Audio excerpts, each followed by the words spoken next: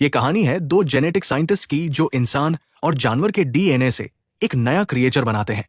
शुरू में सब सही लगता है, लेकिन ये प्राणी तेजी से बढ़ता हुआ खतरनाक और अनियंत्रित हो जाता है। अब उनका सामना एक ऐसे रहस्य से है जो उनकी दुनिया को हमेशा के लिए बदल सकता है। क्या वे इसे रोक पाएंगे या उनका खुद का बनाया हुआ खौफनाक सच बर्बादी लेकर आएगा? आइए पूरी कहानी जानते इस वीडियो में। फिल्म की शुरुआत एक रहस्यमयी लैब से होती है, जहां मशीनों की गूंज और चमकती लाइटों के बीच दो साइंटिस्ट काम में डूबे हैं। ये है क्लाइव और एल्सा, हस्बैंड और वाइफ, जो अपने एक्सपेरिमेंट्स के जरिए नई जिंदगी बनाने की कोशिश कर रहे हैं। दोनों जेनेटिक साइंटिस्ट हैं, जिनका मकसद दो अलग अलग जीवों के डीएनए को मिलाकर एक ऐसा प्राणी बनाना है जो पहले कभी मौजूद नहीं था। वे एक बड़ी मेडिसिन कंपनी नर्ड के लिए काम करते हैं, जहां उनका काम है ऐसे जीव बनाना जिनसे नई दवाइयां और इलाज तैयार हो सके। लेकिन इन्हें अंदाजा नहीं कि उनका ये खेल, जिसे वे विज्ञान कहते हैं, आगे चलकर उनके ही खिलाफ हो जाएगा। पहले क्लाइव और एल्सा सिर्फ जानवरों के डीएनए को मिलाकर नए प्राणी बनाते थे, और उन्हीं प्राणियों के प्रोटीन से अलग अलग बीमारियों की दवाइयां तैयार की जाती थी। लेकिन इस बार उन्होंने कुछ ऐसा बनाया जो पहले कभी नहीं देखा गया था, एक अजीब और अनोखा मेल प्रजाति का क्रिएचर। इससे पहले वे इसी प्रजाति की एक फीमेल को भी बना चुके थे। जब उन्होंने इन दोनों को आमने सामने रखा तो हैरानी की बात यह थी कि दोनों एक दूसरे के प्रति आकर्षित होने लगे।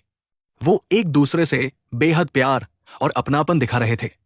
ये देखकर क्लाइव और एल्सा समझ गए कि उनका एक्सपेरिमेंट पूरी तरह सफल रहा है। क्लाइव और एल्सा अपनी कंपनी पहुंचते हैं और उत्साह से अपने बॉस को बताते हैं कि उन्होंने कई जानवरों के डीएनए मिलाकर एक नई प्रजाति बनाई है, जिसके प्रोटीन से अनगिनत बीमारियों की दवाइयां तैयार की जा सकती है। वे आगे कहते हैं कि उन्होंने इंसान और जानवर के डीएनए को मिलाकर एक नई ब्रीड बनाने का तरीका भी खोज लिया है, जिससे मेडिकल साइंस की दिशा हमेशा के लिए बदल सकती है।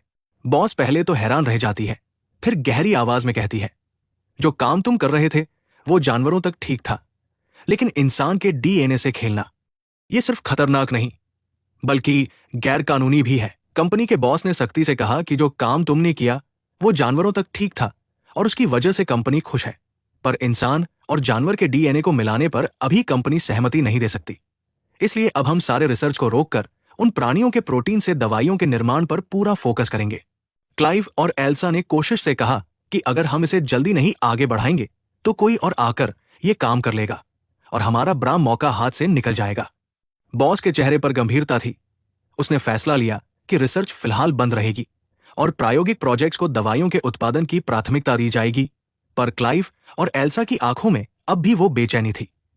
समय उनकी सबसे बड़ी दुश्मन बन चुका था। बॉस मुंह में आधी मुस्कान लिए कहती है कि हमने ये नहीं कहा कि कभी नहीं करेंगे, ये काम जरूर होगा, पर पहले उन प्राणियों के प्रोटीन से दवाइयां बनाओ, उन्हें मार्केट तक पहुंचाओ, उसके बाद ही हम अगला कदम उठाएंगे।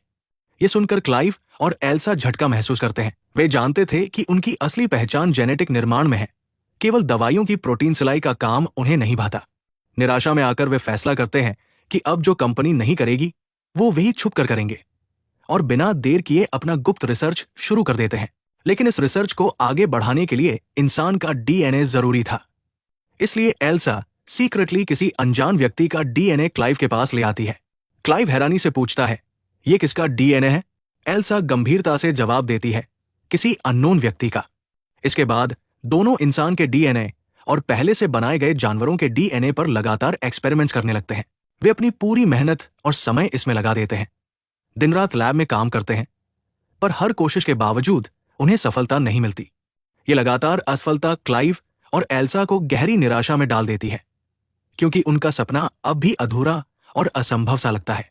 लेकिन एक दिन एल्सा एक और डीएनए लेकर आती है और उत्साह से कहती है, ये अब तक का सबसे बेहतरीन डीएनए है, इसी पर हम अपना एक्सपेरिमेंट शुरू करेंगे। इसके बाद दोनों फिर से उस नए डीएनए और पहले से मौजूद जानवरों के डीएनए पर लगातार एक्सपेरिमेंट करने लगते हैं। दिन रात की मेहनत और टेस्टिंग के बाद आखिरकार उन्हें सफलता मिलती है। उनका एक्सपेरिमेंट कामयाब हो जाता है। जानवर और इंसान के डीएनए पूरी तरह से मिल चुके थे, और अब उनके पास एक बिल्कुल नया अनोखा डीएनए था, जो इंसान और जानवर दोनों की विशेषताओं को समेटे हुए था। दरअसल ये काम गैरकानूनी था और क्लाइव इसे आगे बढ़ाने से साफ मना कर रहा था, पर एल्सा किसी भी कीमत पर आगे बढ़ना चाहती थी। वो चुपके से उस मशीन रूम में चली जाती है जहां एक विशाल मशीन खड़ी थी। एक ऐसी मशीन जिसमें डीएनए डालते ही नया प्राणी उभरता जाता था, जैसे कोई जीवन की फैक्ट्री। एल्सा बिना किसी देरी के उस नए डीएनए को मशीन में डाल देती है। क्लाइव घबराकर उसके पीछे आता है और जबरदस्त तनाव में कहता है, तुम ये नहीं कर सकती, ये गलत है। हम किसी को बनाने और फिर उसके साथ जो चाहे वो करने का हक नहीं रखते। पर एल्सा की आंखों में कुछ और ही जुनून था। उसने फैसला कर लिया था। मशीन की रोशनी के बीच दोनों की दुनिया अब न बदलने वाली थी। एल्सा कहती है, इस दुनिया में हर रोज अनगिनत लोग मरते हैं और हो सकता है हमारी इस एक्सपेरिमेंट की वजह से किसी की जान बच जाए। क्लाइव उसकी बात मान लेता है और दोनों अपना काम आगे बढ़ाते हैं। लेकिन जो बच्चा मशीन में धीरे धीरे विकसित होना था, वो असामान्य रूप से तेजी से बढ़ने लगता है। चेक करने पर उन्हें पता चलता है कि बच्चा दिखने में पूरी तरह नॉर्मल है, लेकिन शाम होते होते लैब का अलार्म बजने लगता है। दोनों तुरंत इसकी जांच करने दौड़ते हैं, ये जानते हुए कि जो उन्हें देखने को मिलेगा वो उनके सबसे बड़े डर से भी कहीं ज्यादा खतरनाक हो सकता है। बच्चे को जब मशीन से बाहर लाया गया तो वो पूरी तरह विकसित हो चुका था और पैदा होने के लिए तैयार था, लेकिन उसका स्वरूप अजीब और असामान्य लग रहा था। क्लाइव तुरंत उसे मारने का फैसला करता है, जबकि एल्सा कहती है कि अभी ऐसा नहीं करना चाहिए, क्योंकि शायद ये उनका सबसे सफल क्रिएचर हो सकता है। क्लाइव उसकी बात नहीं सुनता और क्रिएचर के पास जाकर उसे मारने की कोशिश करता है, लेकिन पहुंचने पर वो हैरान रह जाता है। क्रिएचर पहले ही मर चुका था। क्लाइव वहां से चला जाता है और ये देखकर एल्सा कहती है कि अब कोई खतरे की बात नहीं है। वो उस बॉक्स को खोलती है और चेक करती है, लेकिन वहां कोई बच्चा या क्रिएचर नहीं था, केवल एक खाली स्किन थी। इसका मतलब था कि क्रिएचर उसी स्किन से निकलकर कहीं लैब में छिप गया था। तभी वही अजीब सा क्रिएचर दिखाई देता है जिसके 2 पैर थे। क्लाइव उसे बाहर से देख लेता है और डर के मारे एल्सा से चिल्लाकर कहता है, जल्दी से तुम बाहर आओ। क्लाइव पॉइजन्स गैस चालू करने की तैयारी करता है, लेकिन एल्सा उसकी बात नहीं मानती और क्रिएचर से कहती है, मैं तुम्हें कोई नुकसान नहीं पहुंचाऊंगी, तुम्हें मुझसे डरने की कोई जरूरत नहीं है। यह सुनकर क्रिएचर एल्सा के पास आता है और डरने की बजाय उसके हाथों को सूंघने लगता है। पीछे से क्लाइव एक रोड लेकर वहां पहुंच जाता है, जिसे देखकर क्रिएचर गुस्से में भर जाता है। टेंशन बढ़ते ही क्लाइव और एल्सा तुरंत वहां से बाहर निकल जाते हैं। कुछ समय शांत होने के बाद क्लाइव एल्सा से गंभीर आवाज में कहता है। क्लाइव ने ठंडी आवाज में कहा कि वो पॉइजन गैस छोड़ने वाला है, क्योंकि ये क्रिएचर जिंदा नहीं रह सकता, उसे मारना ही होगा। एल्सा ने तुरंत इनकार किया और कहा कि उसे बेहोश कर दो, मैं देखना चाहती हूं कि हमने क्या बना दिया है। वे क्रिएचर को सावधानी से शांत करते हुए बेहोश कर देते हैं और लैब में उसे जांचने लगते हैं, जैसे हर कोशिका की तह में झांक रहे हों। टेस्ट करने पर उन्हें हैरानी होती है। ये क्रिएचर असल में फीमेल था, बेहद तेजी से बढ़ रही थी और उसके भीतर ऐसी जैविक प्रक्रियाएं चल रही थी कि एक तय समय के बाद ये अपने आप ही मर जाएगी। उसका जीवन चक्र बहुत छोटा और सीमित था। धीरे धीरे वो क्रिएचर विकसित होता गया, उसके हाथ पांव उभर आए और दिमाग तेजी से समझने लगा। एल्सा उससे भावनात्मक रूप से जुड़ने लगी, उसे खाना खिलाती, छोटी छोटी बातें सिखाती और मानो अपनी संतान की तरह पालने लगी। एक दिन उसने उसे अक्षर दिए और कहा कि इन्हें इस तरह जोड़ो कि मेरा नाम बने, लेकिन क्रिएचर ने वही अक्षर चुने जो उसने एल्सा की शर्ट पर देखे थे, NERD। एल्सा चौंक गई। उसे एहसास हुआ कि यह सिर्फ वैज्ञानिक खोज नहीं, बल्कि अब एक जीवित और समझदार प्राणी बन चुका था, जो उसकी दुनिया का हिस्सा बन गया था। ये देख एल्सा बहुत खुश हो जाती है, क्योंकि क्रिएचर अब चीजों को पकड़ और समझ पाने लगा था। तभी क्लाइव वहां आता है, जिसे ये क्रिएचर बिल्कुल पसंद नहीं था। वो चिल्लाता है, इस क्रिएचर को बाहर किसने निकाला? इसे अंदर रखो और इसकी दुम भी कवर कर दो। असल में क्रिएचर की दुम बहुत लंबी थी। एल्सा उसे रोकते हुए कहती है, इसे जानवर मत कहो। क्लाइव पूछता है, तो मैं इसे क्या कहूं? एल्सा मुस्कुराते हुए जवाब देती है, तुम इसे ड्रेन कहो, क्योंकि इसने अभी अल्फाबेट से NERD लिखा है और उसे उल्टा करके DREN यानी ड्रेन बनाता है। क्लाइव का भाई ड्रेन को देख लेता है और पूरी रियलिटी जान जाता है। अब उसे लैब में नहीं रखा जा सकता, इसलिए ड्रेन को फार्म हाउस भेज दिया जाता है। फिर वो समय आता है जब क्लाइव और एल्सा कंपनी के ओनर को पहले बनाए गए क्रिएचर्स की प्रेजेंटेशन देने जाते हैं। जैसे ही वे क्रिएचर्स को ओनर के सामने लाते हैं, अचानक दोनों क्रिएचर एक दूसरे से लड़ने लगते और वही उनकी मौत हो जाती है। क्लाइव और एल्सा दोनों क्रिएचर्स की मौत से बेहद निराश हो जाते हैं और लड़ाई का कारण ढूंढने लगते हैं। उन्हें पता चलता है कि फीमेल क्रिएचर खुद अपने आप कन्वर्ट होकर मेल बन गई थी, क्योंकि उसमें ऐसे जानवर का DNA था जो अपना जेंडर बदल सकता था। ये बदलाव उन्हें समझ नहीं आया क्योंकि वे अपने दूसरे एक्सपेरिमेंट ड्रेन में व्यस्त थे और क्रिएचर्स को पर्याप्त समय नहीं दे पाए, जिसके कारण ये परिणाम हुआ। ड्रेन अब काफी बड़ी हो चुकी थी और एल्सा उसे बच्ची की तरह पालने लगी, सब कुछ सिखाती और उससे प्यार करने लगी।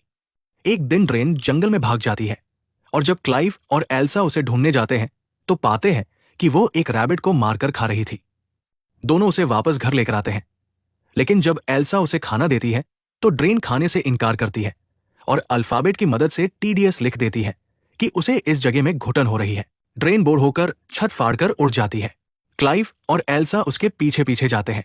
वो उड़ने ही वाली थी कि क्लाइव उसे रोकता है। क्लाइव और एल्सा कहते हैं कि हम तुमसे प्यार करते हैं और तुम्हें अपने पास रखेंगे। ड्रेन के विंग्स वापस उसके शरीर में चले जाते हैं। अब उसका दिमाग पहले से ज्यादा विकसित हो गया और वो चीजें समझने लगी। ड्रेन अच्छे बुरे को समझने लगी थी। एक दिन उसे एक बिल्ली मिली, लेकिन एल्सा ने वो बिल्ली छीन ली क्योंकि उसे डर था कि ड्रेन उसे रैबिट की तरह मार न दे। फिर हैरान कर देने वाली चीज सामने आई। ड्रेन अब क्लाइव को पसंद करने लगी थी। क्लाइव को एहसास हुआ कि ड्रेन के अंदर इंसान का DNA एल्सा का ही था। यह जानकर क्लाइव एल्सा से नाराज हो गया और कहने लगा, तुमने अच्छा नहीं किया। एल्सा का ड्रेन के प्रति प्यार धीरे धीरे कम होने लगा। उसने बिल्ली ड्रेन को दे दी, लेकिन ड्रेन की पूंछ में नुकीली चीज होने की वजह से उसने बिल्ली को मार डाला। यह देखकर एल्सा गुस्से में आ गई और ड्रेन को थप्पड़ मार दिया। थप्पड़ लगने के बाद गुस्से में ड्रेन एल्सा पर चढ़ गई और उसके गले से चाबी निकाल दी। इस घटना के बाद ड्रेन में बदलाव साफ दिखाई देने लगा। ड्रेन के अलग अलग चेहरे लगातार लोगों के सामने आते जा रहे थे। इस बीच एल्सा प्रोटीन बनाने में कामयाब हो चुकी थी। एक दिन क्लाइव लैपटॉप पर कैमरा फुटेज देखता है और पता चलता है कि ड्रेन पानी में है। धीरे धीरे क्लाइव को भी ड्रेन पसंद आने लगती है। वो स्क्रीन को छूता है और उसी समय ड्रेन भी कैमरा को छू देती है, जैसे वो क्लाइव के हाथ को महसूस कर रही हो। क्लाइव ड्रेन को खोजते हुए उस पुराने फार्म हाउस में पहुंचता है। अंदर घुसते ही वहां का सन्नाटा उसकी रूह तक उतर जाता है। वो ड्रेन को आवाजें लगाता है, लेकिन कोई जवाब नहीं मिलता। तभी पीछे से एक हल्की सी आहट सुनाई देती है। क्लाइव धीरे धीरे मुड़ता है तो देखता है ड्रेन उसके पीछे खड़ी है। उसकी आंखों में अजीब चमक थी, जैसे कुछ कहना चाहती हो। वो पास आकर इशारे से कहती है, मुझे तुम अच्छे लगते हो। क्लाइव ड्रेन से कहता है, नहीं, ये गलत है। मगर उसके दिल की गहराइयों में वो भी उससे जुड़ चुका था। अपनी फीलिंग्स पर काबू न रख सका। तभी अचानक एल्सा वहां आ जाती है और उन्हें उस हालत में देखकर टूट जाती है। गुस्से और दुख में वो वहां से चली जाती है। बाद में जब उसे एहसास होता है कि ड्रेन अब खतरनाक बन चुकी है तो वो उसकी पूंछ काट देती है, लेकिन ऐसा करते हुए उसके चेहरे पर दर्द और पछतावा साफ झलकता है। दोनों को एहसास होता है कि उन्होंने बहुत बड़ी गलती कर दी। एल्सा कहती है कि कंपनी को चाहिए प्रोटीन अब ड्रेन के अंदर है, इसलिए अब उसे खत्म करना ही सही होगा। जब वो दोनों ड्रेन के पास पहुंचते हैं तो उसकी हालत बेहद खराब होती है। वो पहले ही मरने के करीब थी। कुछ पलों बाद ड्रेन अपनी आखिरी सांस ले लेती है। उसकी जिंदगी की कहानी यही खत्म हो जाती है। ड्रेन की मौत के बाद क्लाइव और एल्सा उसे पास की ही जमीन में दफना देते हैं। तभी वहां क्लाइव का भाई अपने एक साथी के साथ पहुंच जाता है। वो कहता है कि मुझे पता है तुम दोनों ने ऐसा क्रिएचर बनाया है जो इंसान जैसा है, क्योंकि जो प्रोटीन तुमने कंपनी को दिया है उसमें ह्यूमन DNA भी मिला हुआ है। वो जिद करता है कि मैं उस क्रिएचर को देखना चाहता हूं। क्लाइव भारी मन से बताता है कि अब वो तो मर चुकी है। ड्रेन को दफनाने के कुछ देर बाद अचानक वहां से तेज चीख सुनाई देती है। सब लोग डरकर उसी दिशा में दौड़ते हैं। जब वे पहुंचते हैं तो कब्र खाली मिलती है। तभी उनकी नजर ऊपर जाती है। ड्रेन छत पर खड़ी थी। वो अब जिंदा थी, लेकिन पूरी तरह बदल चुकी थी। उसके पंख फैल चुके थे, दुम फिर से उगाई थी। अब वो पहले से कहीं ज्यादा ताकतवर और डरावनी लग रही थी। तभी ड्रेन उन लोगों पर हमला कर देती है। क्लाइव का भाई और उसका साथी, जो एम्प्लॉय था, दर्दनाक मौत का शिकार हो जाते हैं। इस बीच क्लाइव बेहोश हो जाता है। उसी वक्त ड्रेन एल्सा के पास आती है और उसे पकड़ लेती है।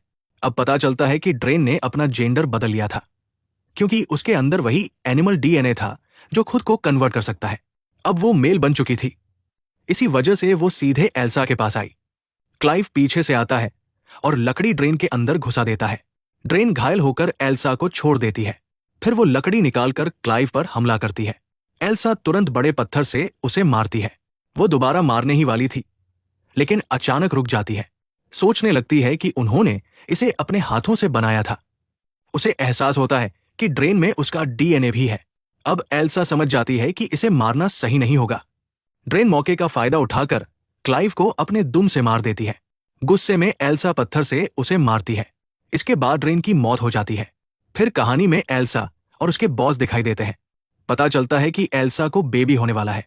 ये बेबी ड्रेन का है क्योंकि उसका जेंडर बदल गया था। एल्सा की बॉस बताती है कि प्रोटीन से कंपनी को फायदा हुआ।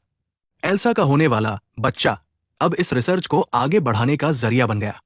अपनी जिंदगी जोखिम में डालकर और हस्बैंड खोकर उसने कंपनी के लिए मेहनत की। कंपनी उसे भारी रकम देती है। चूंकि एल्सा जेनेटिक साइंटिस्ट थी, वो अनजाने में भी रिसर्च को आगे बढ़ाने के लिए तैयार हो जाती है। इसी के साथ कहानी समाप्त होती है। इसी तरह के और मूवी एक्सप्लेनेशन वीडियो देखने के लिए कमेंट में नेक्स्ट लिखना ना भूलें।